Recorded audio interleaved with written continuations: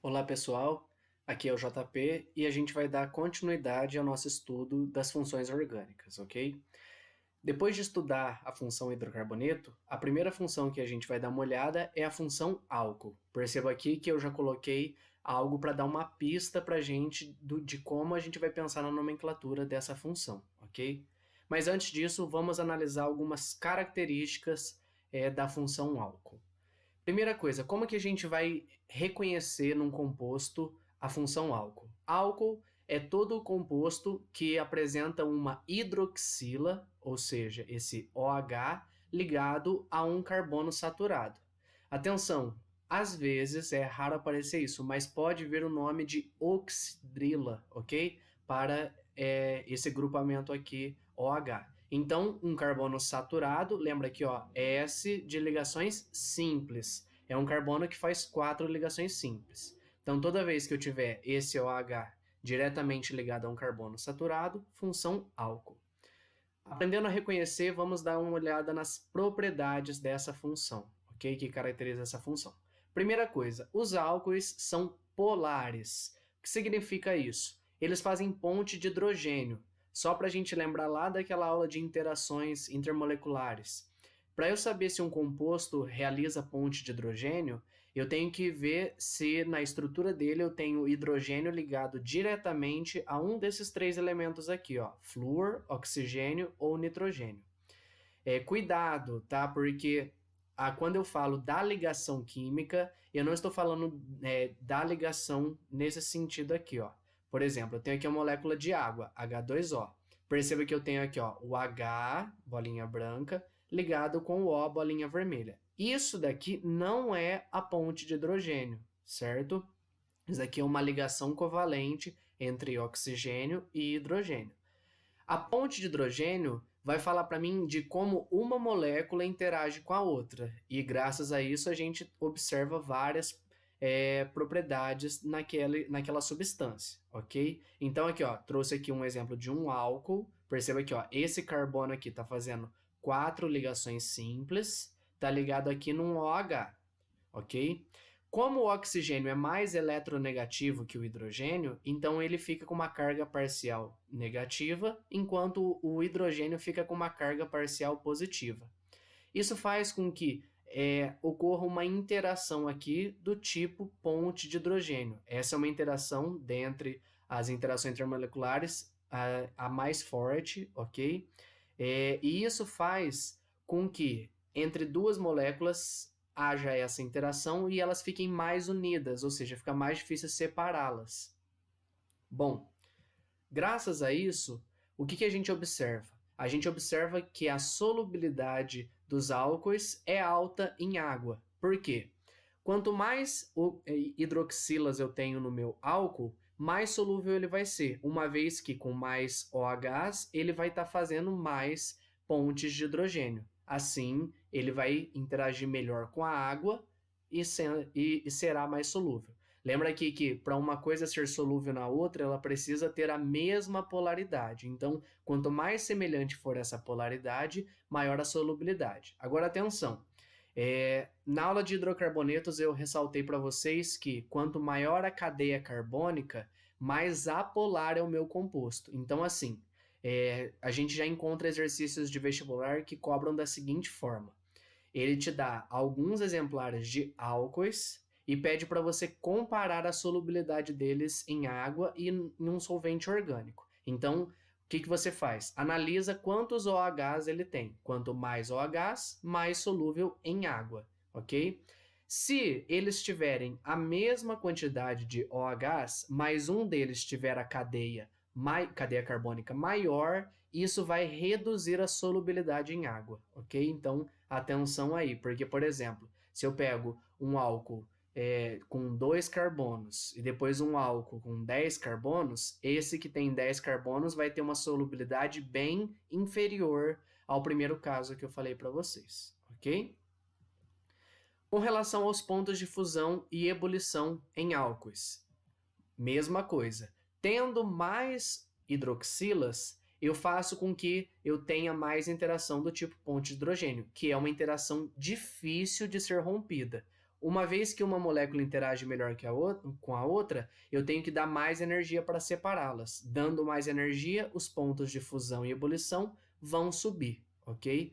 É interessante a gente pensar aqui, por exemplo, se eu penso num álcool com 2 carbonos e num hidrocarboneto com 2 carbonos. Um álcool com 2 carbonos, na temperatura ambiente, é líquido. Já um hidrocarboneto com 2 carbonos é gasoso. Por quê? Como as moléculas no álcool estão com uma interação mais forte, é maior o ponto de ebulição nesse caso. Então, é mais difícil passar para o estado gasoso, ok? Além disso, os álcoois são levemente ácidos. Quando a gente fala aqui de ácidos na orgânica, a gente está falando aqui da facilidade em perder esse hidrogênio aqui da hidroxila, no caso aqui dos álcoois. Então, assim, esse hidrogênio aqui confere uma certa acidez para o composto, mas é uma acidez relativamente baixa comparado a alguns outros que a gente vai estudar, ok? Com relação às classificações, nós podemos classificar um álcool em álcool primário, secundário ou terciário.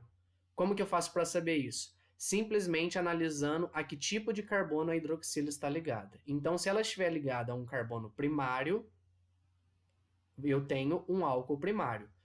O que é um álcool primário? Aliás, o que é um carbono primário? Carbono primário é aquele carbono que está ligado a um ou nenhum carbono. Pela mesma lógica, um álcool secundário é quando eu tenho um OH ligado num carbono secundário, ou seja, que está ligado a outros 2 carbonos. E no álcool terciário, eu tenho um OH ligado num carbono que está ligado a outros 3 carbonos, certo? Vamos lá. Outro tipo de classificação que pode aparecer para a gente. Se eu tenho aqui um monol ou monoálcool, é quando eu tenho um composto que tem apenas uma hidroxila. Se eu tenho um diol, eu tenho 2 hidroxilas. Triol, 3 hidroxilas e um poliol, mais de 3 hidroxilas. Perceba que isso daqui relaciona-se inteiramente com aquelas propriedades que eu passei. Quanto maior a quantidade de OH, mais solúvel e maior os pontos de fusão e ebulição. Saber, inclusive, classificar em álcool primário, secundário, terciário, depois vai ajudar também a gente a entender a reatividade desses compostos, ok? Porque eles reagem de maneira diferente. Com relação agora à nomenclatura, então aqui temos 2 formas, a nomenclatura oficial, a nomenclatura dita IUPAC e a nomenclatura usual. Na nomenclatura IUPAC, como que a gente vai dar o nome? Então a gente vai pegar o número de carbonos da nossa cadeia principal, ok? Depois o tipo de ligação entre esses carbonos, simples, dupla ou tripla, e depois a terminação OL, ok? Lembrando que se o OH puder estar em mais de uma posição diferente na cadeia, eu preciso também numerar a posição do meu grupo funcional, no caso OH. Como nome usual, a gente vai dar o nome de álcool, o nome do radical ao qual o OH está ligado e a terminação ico, ok? Detalhe, se a hidroxila precisar ser um radical, ela é chamada de hidroxi. Quando que ela vai ser um radical? Quando houver outras funções orgânicas cuja prioridade é maior do que no caso de álcoois. Então, vamos fazer alguns exemplos aqui, vamos nomeá-los. Tem aqui, 2 formas de representar o mesmo composto. Perceba aqui, 2 carbonos, ok? E um OH ligado em um deles. 2 carbonos, et. Ligação entre eles, simples. Como eu tenho um OH, é um álcool, terminação ol. Esse daqui é o etanol.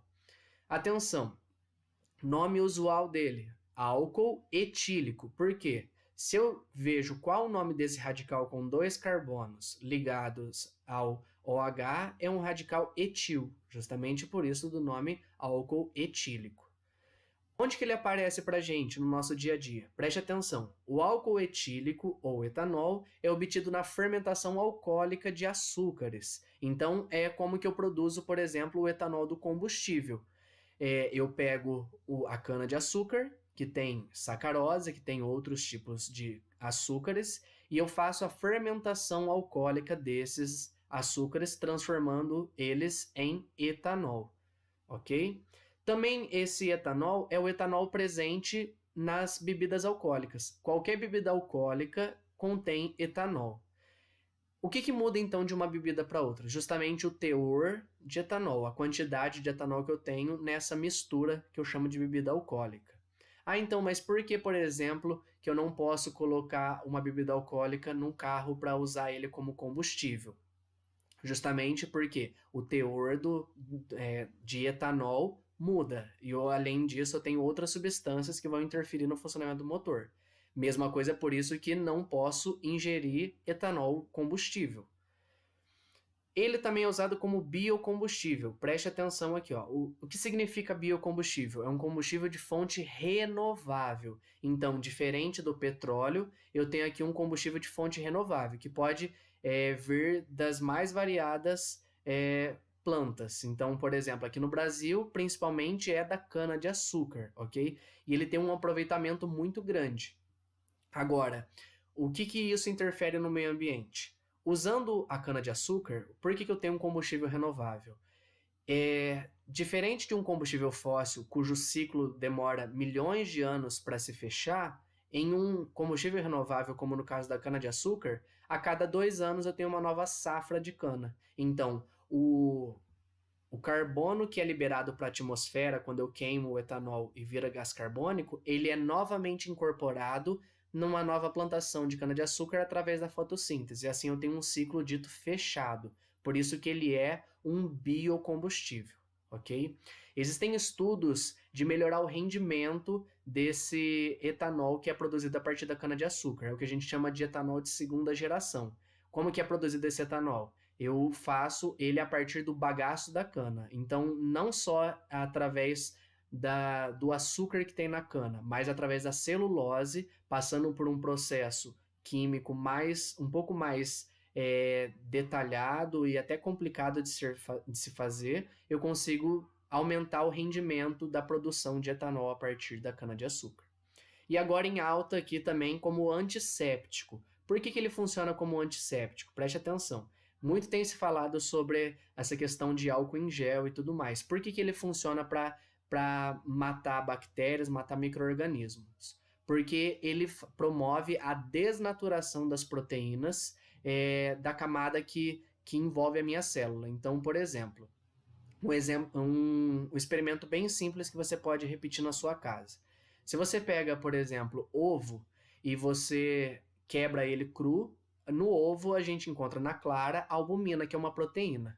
Se você coloca o álcool em gel, que tem uma porcentagem maior de etanol, no caso 70%, que a gente fala, né, 70 graus, o que ele faz com a albumina? Parece que eu cozinhei ela, porque ela fica branca. Esse é o mesmo processo que acontece quando eu esquento o ovo. Porque quando eu esquento o ovo, eu promovo a desnaturação da minha proteína. É isso que o etanol faz. O que é desnaturar uma proteína? A proteína é uma sequência de aminoácidos. E esses aminoácidos vão se rearranjando tridimensionalmente, formando estruturas do tipo secundárias, terciárias e quaternárias. O etanol desfaz todas essas estruturas, voltando simplesmente na sequência de aminoácidos. Então, assim, você consegue destruir essa camada que protege a célula, que protege, que mantém o vírus vivo, e você acaba matando ele, ok? Outro composto aqui para a gente analisar. Então, tá aqui, ó. São 3 carbonos, uma hidroxila. Perceba que essa hidroxila poderia estar na ponta ou aqui no meio, por isso que eu numerei a minha cadeia. Como são 3 carbonos, prop. Entre esses carbonos eu tenho apenas ligação simples. E eu tenho no carbono 2 o meu álcool, a minha hidroxila. Então esse é o propan-2-ol, também conhecido como álcool isopropílico, porque esse radical com 3 carbonos, quando eu penduro ele pelo meio, é o radical isopropil, ok? Aqui um outro exemplo. Então temos aqui, ó, agora perceba aqui e cuidado, porque esse carbono, por mais que não pareça, ele é um carbono saturado, já que ele faz 4 ligações simples. Então ele faz aqui, ó, com um carbono, outro carbono e com a hidroxila. E tem mais um hidrogênio aqui que não está aparecendo. Eu tenho aqui uma cadeia fechada, esse OH poderia estar em qualquer lugar, mas na verdade daria origem ao mesmo nome, eu só estaria girando o meu composto. Como é uma cadeia fechada, eu tenho aqui um ciclo de 6 carbonos, ligação simples entre eles e sem necessidade de numerar. Então, esse é o chamado ciclo hexanol, ok? Continuando, um outro exemplo. Então, ó, até agora, dos nossos exemplos, todos eles nós temos aqui um monoálcool, monol em todos eles. Aqui não, aqui a gente já tem um diol, porque nós temos dois OHs, ok? Nesses dois OHs estão em carbonos diferentes, por isso que eu estou numerando a minha cadeia. Então, tem aqui ó, um carbono aqui e outro aqui. Dois carbonos, et, ligação entre eles simples, e como eu tenho nas posições 1, 2, diol, ou seja, 2 OHs. Qual que é a diferença desse composto aqui para esse primeiro? Mesmo tendo dois carbonos, o fato de ter uma hidroxila a mais faz com que a interação seja mais forte, e se você comparar os pontos de fusão e ebulição, de solubilidade, né, a solubilidade desses dois, esse segundo composto aqui vai ter valores mais altos, ok? Preste atenção, por que eu coloquei aqui essa vogal O? Justamente por conta de ter consoante aqui desse lado, então, para poder emendar esse nome. Reforço aqui um conselho que eu já dei em aulas anteriores. Você colocar um número próximo ao que significa. O número aqui não é quantidade, o número indica posição. Poderia também chamar esse composto de 1,2-etanodiol. Comercialmente, ele é conhecido como monoetilenoglicol. E ultimamente tem se falado bastante disso justamente por ter sido fonte de contaminação e ter causado problemas de saúde em algumas pessoas, com relação à cervejaria Baker, ok? O que foi esse problema? Esse problema foi o seguinte: no preparo da cerveja, usa-se esse composto aqui para poder você conseguir atingir temperaturas mais baixas da água sem de fato congelá-la. Inclusive, esse composto também é usado como aditivo em tanques de combustível, quando, por exemplo, no refrigerador, para você não congelar a água no carro, ok? O que aconteceu? Esse composto não vai na cerveja, mas ele, por algum motivo, teve contato com a cerveja e contaminou ela. Então, as pessoas que ingeriram esse composto tiveram problemas de saúde, tá? Então, atento aí, porque é uma coisa que pode aparecer para vocês com relação a isso. E por fim, aqui mais um composto para a gente dar o nome. Então, temos aqui ó, 3 carbonos, temos aqui um triol agora. Temos 3 hidroxilas, cada uma em um carbono. Então, eu tenho aqui ó, prop, ligação entre os carbonos, toda simples. Temos aqui o propano, 1, 2, 3, triol. Também conhecido como glicerol e presente na glicerina. Isso daqui a gente vai encontrar essa substância ainda ao longo das nossas aulas, principalmente quando a gente falar lá na frente de reações orgânicas, ok? E inclusive usa-se isso daqui para a produção de sabonetes e tudo mais, uma vez que por ter bastante hidroxilas, eu consigo interagir melhor com a água, então eu faço com que isso aqui retenha a umidade.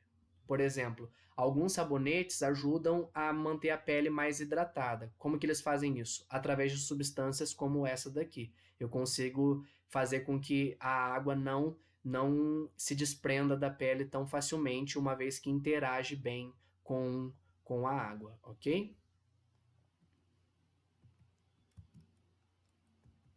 Pessoal, é isso. Espero que vocês tenham aproveitado. Até a nossa próxima aula de funções orgânicas.